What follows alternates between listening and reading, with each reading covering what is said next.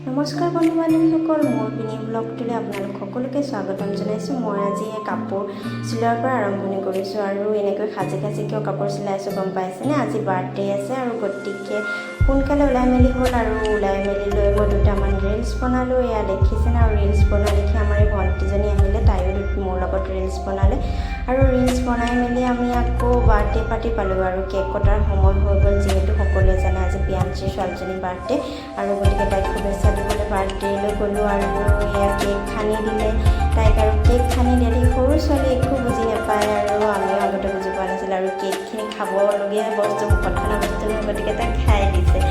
আৰু এইফালে কেক খোৱাৰ পিছত আমাক পায়স দিলে আৰু পায়স প্ৰসাদ দিলে আৰু এইবিলাক খাই মেলি হ'ল আৰু লৈ লৈছোঁ। আৰু লগতে ল'ৰা ছোৱালী মাক দেখিছেনে? মোৰ কাষত কি আছে? বেলুন।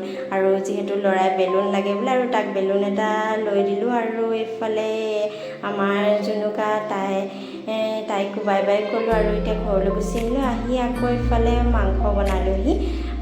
মানে ল'ৰাই মাংস নাখায়, তাৰ কাৰণে অকণ আলু দিছোঁ। আলু দি লৈ পেলাই সি অকল জোলটো খায় আৰু মাংস মানে মই সদায় এনেকৈ ড্ৰাই ফ্ৰাই কৰি খাই ভাল পাওঁ আৰু এনেকৈ আলু সিজিছেনে চাইছোঁ।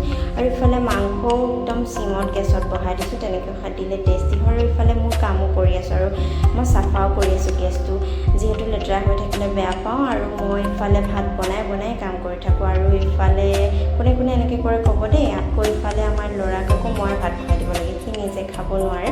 আৰু তাৰ কাৰণে মাছ অলপ আনিলোঁ, কিয়নো সি মাংসখিনি নাখায়, মাংসৰ জোলটো খায় আৰু মাছ হ'লে খায়। সি মানে মাংস খাই বেয়া পায়, মাছ কিন্তু খাই খুব ভাল পায় আৰু মাছ কিন্তু আমাৰ ল'ৰাটোক সদায় লাগে। আৰু আজিলৈ ৰাখিছোঁ ভিডিঅ'টো, বাই বাই। অন্য